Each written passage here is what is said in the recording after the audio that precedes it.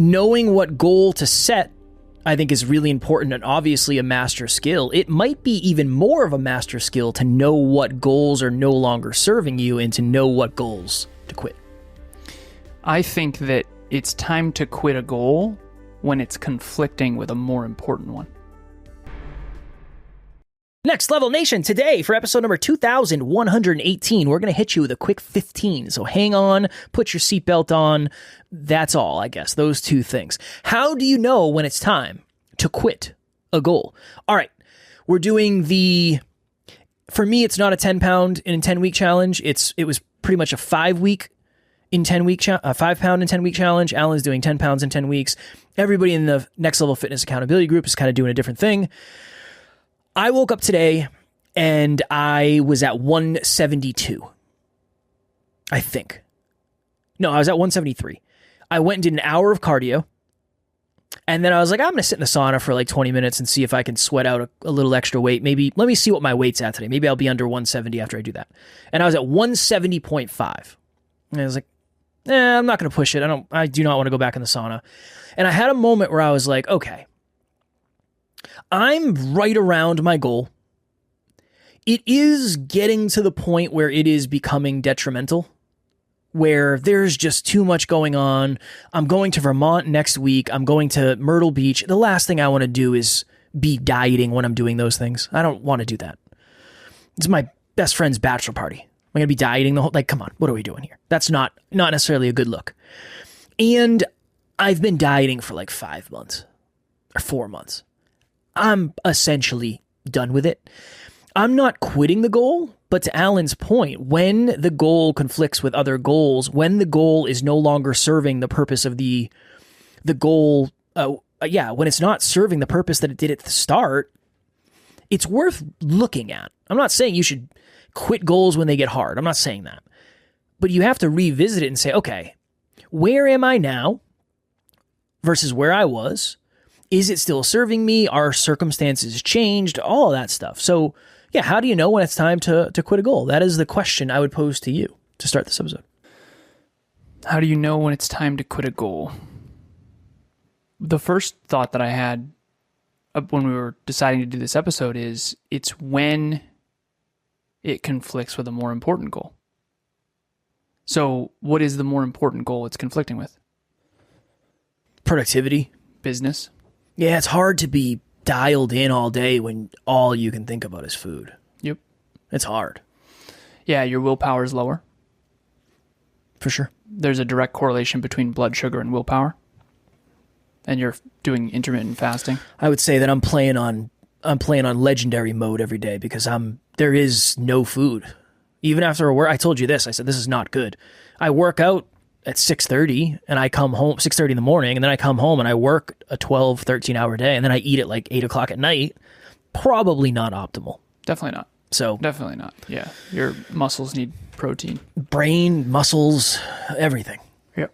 Everything. Well, the way that I think about it too, and again, this is a side tangent, but you have 50 trillion cells,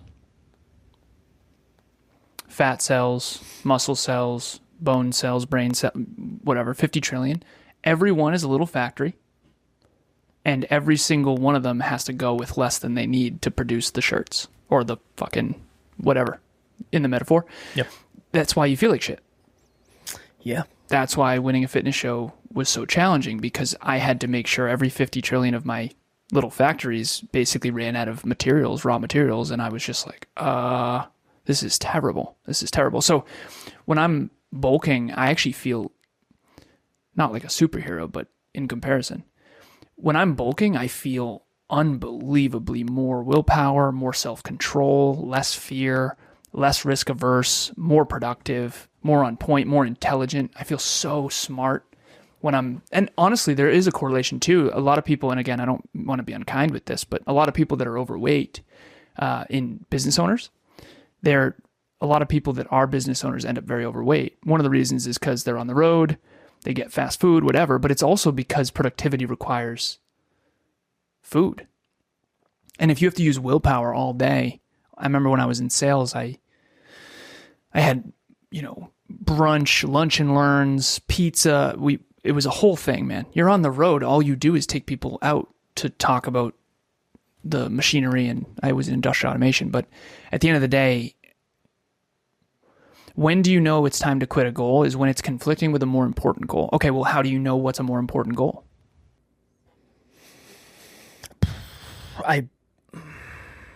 Health, wealth, and love. I think that's probably the easiest way to categorize it. Is this fitness goal affecting my relationship? Is this relationship goal affecting my business? Is this business goal affecting whatever? And then at least you can revisit it. One of the reasons I wasn't nearly as focused on fitness as I needed to be is because I was way more focused on the business. And I was okay with that. I've said that before. Like the business, how often does the business come before I do? Like so often. So often. I'm okay with that. Is it going to be that way forever? No, it won't be, not to the degree it is now, but I'm okay with that. So yeah, I would say if you can segment it and ask yourself, what is this taking the place of energetically or whatever? Is it more valuable to you? But what really happened though, you wanted to be in shape for summer. You wanted to be in shape for the bachelor party. You are now. So this is really what happened. I did this with a client yesterday. Let's say your desire to have a great body was 10 for the bachelor party. Let's say your fear of not having a great body was also high. That's when humans take action. It's when fear goes down, desire goes up. But they're connected, so I'll explain. So your desire to be in great shape for the bachelor party was very high. It's not just that though. I know. I'm simplifying it. I know, but I told Taryn, I said, when I get back from the bachelor party, I'm gonna try to go down to 168. I think I just need a little bit of I'm gonna do my best. We're gonna see, right? I might fuck this whole thing up. I don't want to. So why? Because this is a long-term. I look back and realize how lean and muscular I was when I was younger. And I know if I can get to a certain level of leanness, I can essentially just fluctuate up a little bit and then down a little bit, and I'll be in shape forever. And I won't really I'm not doing these big bulks anymore. I'm not doing any of that shit. I don't want to do that. That's not how I got here. I started doing that when I was bodybuilding, but I think I have good enough genetics where I don't have to do that. I don't have to do a big bulk. Like, let me eat in a surplus, but I don't need to be eating 1,000 extra calories a day. What are we doing here? I'm not going to be a professional bodybuilder, you know? So just trying to come at it from a different angle, I guess. You miss being that lean? I miss being freakishly, for lack of better phrasing, lean, but not bodybuilding lean. If I had a picture right now and I put it up of how lean I was before I started the bodybuilding show, I was already lean enough for a photo shoot. Yeah. Just not to win a bodybuilding show. If I just stayed there, I would have been totally happy with that. I just didn't. What % body fat you think? I'm not good at that. I don't know. 14, probably. I don't know.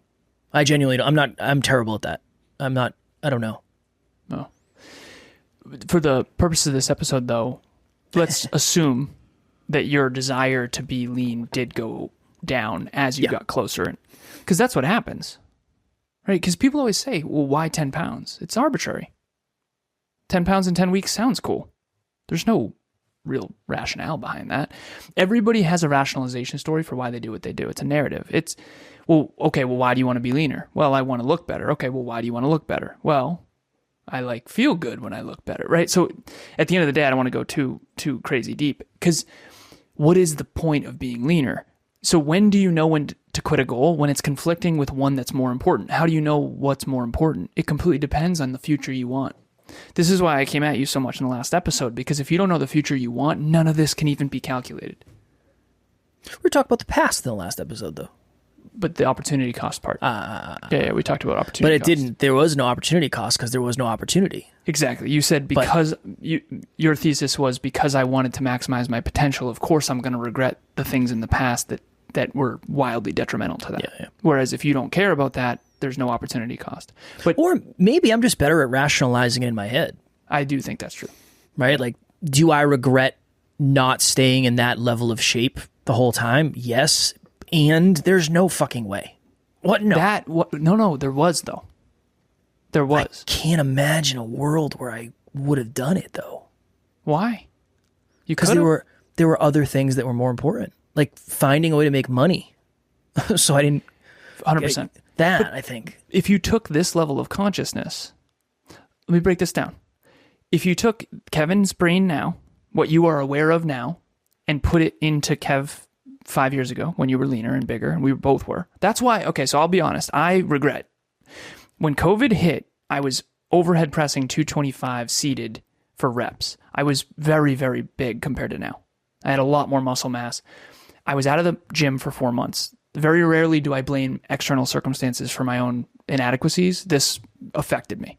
When I got back to the gym, I cried on the way there, happy tears. I blew my freaking rib out because I had a belt on while doing, leg press, and tore my groin. I was on crutches that week. Then from then on, I just couldn't get it back. I just fucking fell off. And it really affected me still to this day. Because it took me years to build that up, and it takes a lot less time to get rid of it, unfortunately, in fitness, especially as you age. Okay, so what's my point of all this? That's the reason I regret it, is because I could have made better choices. Now, I couldn't have made better choices with the consciousness I have then. If I have the consciousness we have now, hindsight's 20/20, that's why that saying exists. But here's the thing, and this is the part that's very metacog, it's hard to explain this. No, of course you can't take this consciousness, Kevin, and put it in 5 years ago, Kevin. But if you don't have any frustration with how ignorant you were before, you won't, what's the point in learning more now? That's it. I hope this lands. The fact that I'm more pissed off than you are about my past mistakes means I'm going to be more vigorous learning more now and making sure that I don't fuck it up again. And that's the part of, that's why people say no regrets. It's very dumb. It's very unintelligent to say no regrets, because what you don't realize is if you felt the regret, that pain would drive you to make sure you never do it again. And there's a statistical correlation of anyone who says no regrets, look at their life. Usually their life is a mess, because if you regret nothing from the past, you obviously haven't learned from it, right? We should regret certain things that were wildly ignorant, because in hindsight, it's very clear we shouldn't have been putting leeches on our skin. We shouldn't have been all these things that happened. Like in human history, there's a lot of atrocities that happened based on ignorance. Like we used to literally blow smoke up your ass is actually a saying, because they used to actually blow smoke up people's asses when they were sick. Interesting. What were they trying to heal? Get rid of the spirits? I think so. That is one way to do it. There was also an ice pick that was stuck into people's eyes for mental health, that they would try to disconnect the emotional part of the brain from Dude, we just didn't know. Human beings were dumb enough. They didn't understand that was actually really wildly detrimental. Just like smoking cigarettes. In the beginning, no one knew. Hello, NLU listener. Thank you, as always, for listening to Next Level University. Real quick, I just want to jump in and let you know about the Next Level Dreamliner. This is a journal that I use every single day. Achieve your dreams 90 days at a time. It breaks down your dreams into goals, milestones, and daily habits. We hope you enjoy it. The link will be in the show notes. Once you learn that smoking cigarettes is going to kill you, you should fucking change. But if you say, oh, no regrets, you might not. Or I'm going to die anyway. It's like, well, yeah, and it doesn't have to be in this way, you know, it doesn't at have this to be speed, in 10 years. with such suffering. Yeah. And so that's something I couldn't explain last time. I'm not going to say I'm right, because maybe I'm just justifying it. I don't know. I think for me, the thing that motivates me more than anything is the goal. Like there's the goal attached. That's why I always try to take you through the whys. Like, why do you want to be lean? Because it's the best. Okay, why? Definitely more confident. Okay, why does that matter? Because confidence is something that I wanted my whole life. And I don't think I realized how much fitness and being in shape actually boosted my confidence. Yeah, okay. Go deeper. So, okay, having fitness and had boosted your confidence more in hindsight? Yeah. So you care about confidence more than you used to? I feel like now I'm actually confident outside of just, it used to be fitness. It was like, oh, I'm jacked, I can be confident. Now I've been confident when I wasn't in super good shape because I've worked so hard. So I feel like it's a new level of potential confidence. So this is the thing, and I'll tie it to the episode 2. You are no longer going to keep dieting because it's no longer worth it. And that's a calculation your brain's doing. Yeah, but it was worth it until now. But now you've reached your standard. I'm not there yet, though. That's the thing is, I have, price you're paying is increasing. It is. If you didn't have any other goals and you had nothing else going for you and you didn't have a business and you none of that, then of course you'd keep dieting. Yeah. But the pain of continuing to diet is greater because it's affecting your other goals. There's a piece of me that's afraid I'm going to regret it. Regret what? Stopping. There's a piece of me that's like, I don't know, Kev. But you also might regret it if you don't stop. Yeah, but I feel like maybe less. Like, could I push for the next 7 days and drop some more pounds? For sure, I could. Of course. But is it worth it? That's something all of our brains are calculating. Yeah. That was my point. Because why are you in better shape than me? The truth is, you don't know how to do it better. It matters to you more. Yeah. Or the price is higher for me because of the other goals I'd give up in order to do it. That's probably both. Probably a bit of both. I think that we play life as if we have infinite time and effort and energy, when in reality, if I'm not in great shape right now, it's because I'm reallocating my resources, my time and effort to other things. And that's an equation that we all have to kind of figure out based on our goals. So I know we got to jump here, but for the listener, the viewer, any goals you have, what are the ones in conflict? What are the ones doing this? They're butting heads.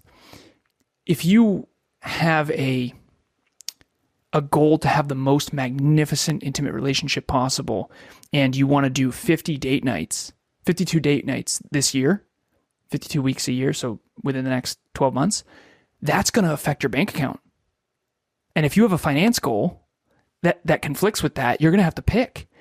I don't think we've done a good job explaining how wild that is. Dude, people always ask me, well, why don't you go to the wedding? You don't understand. I can't have both. Mathematically and scientifically, you can't do both. You can't build a multi-million-dollar company and go to the beach. That's not a thing. It makes it look like it's a thing from people who already built a company from decades before, or generational wealth, or. And again, I get frustrated because I feel like we're being lied to all the time. Trade-offs are a thing. You're not going to be a doctor, a lawyer, an engineer, and an all-star athlete. That's not a thing. But we are kind of told that it is in a weird way. And then we all squander forever and wonder why. Dude, there's a price to pay for absolutely everything. And if you're not willing to pay the price, you kind of can't, it doesn't even matter. You can't get the goal. And I think that maybe the 21st century has really screwed that up.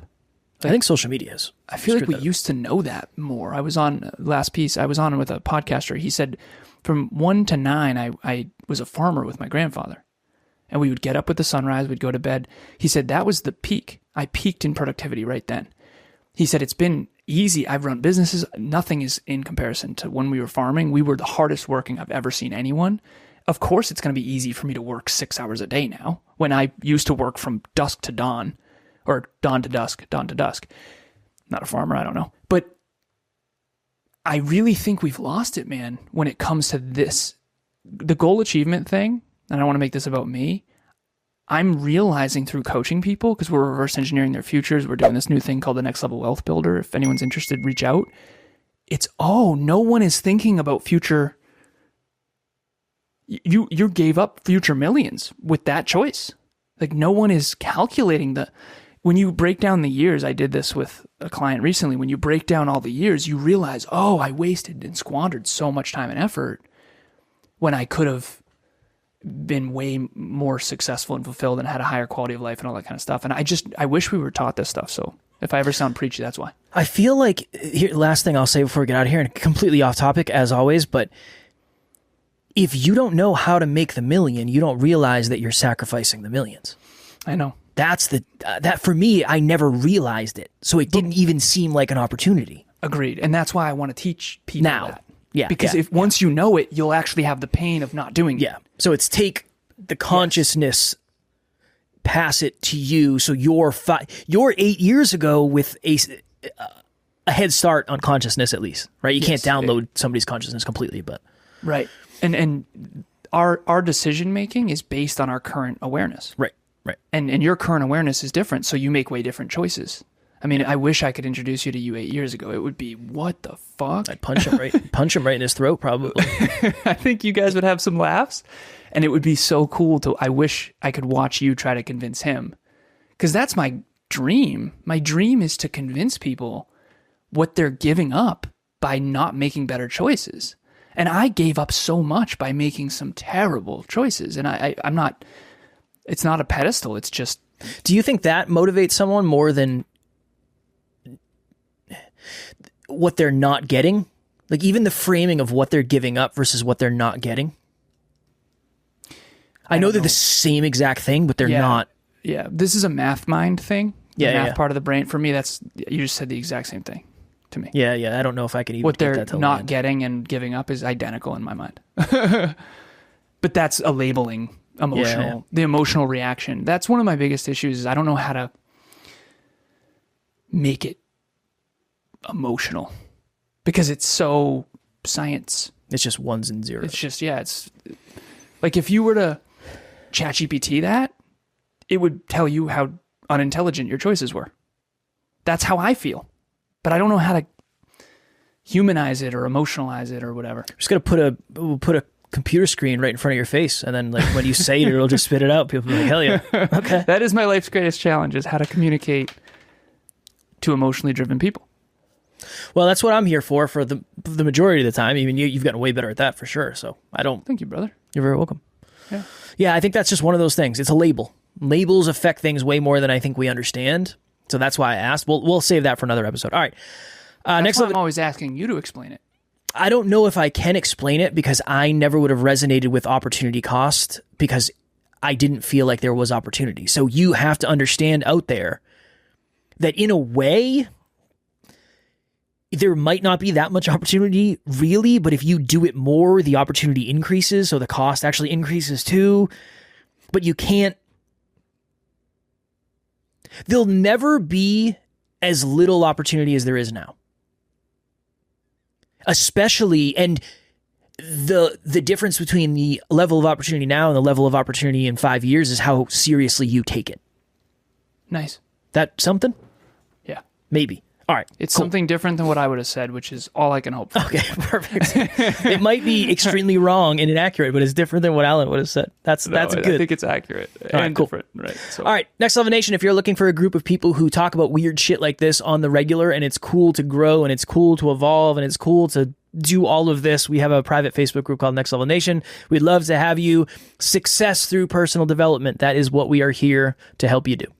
We also are launching on Tuesday. So this is launching tomorrow, Friday. So on Tuesday, we are launching our Next Level Podcast Accelerator. If you are a heart-driven podcaster who cares deeply about your listeners and making an impact, and you want to build a brand and a business out of your podcast and do this full-time like we learned how to do through massive pain and failure, let us help you accelerate that process. Next Level Podcast Accelerator. We can't help you skip steps, but we can definitely help you make less mistakes and do it way better and way quicker than we did, assuming you want to work as hard.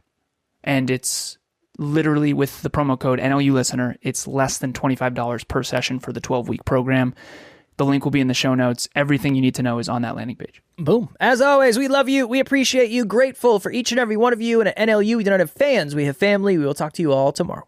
Keep it next level. Next Level Nation.